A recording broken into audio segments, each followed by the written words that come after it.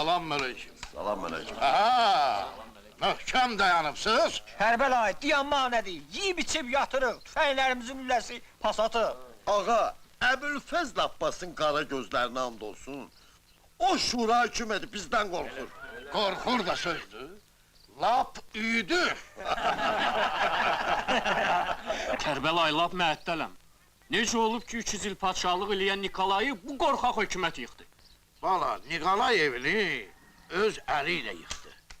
Çünki hələ heç kim Kərbəlaya tüfək çövürməmişdi Nikolaydan başqa.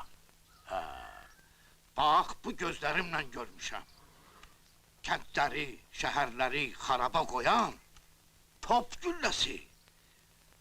Müqəddəs dərgahdan ancaq 3 qızıl kərpiş salıb. Allahümmə sallallahu.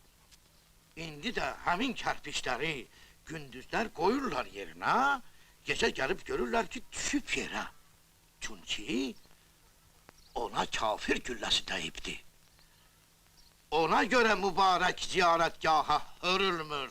Qurban olun belə hökumətə ki, Kərbəlayın heyfini Nikolay Köpəyoğlu da yaman ala bildi.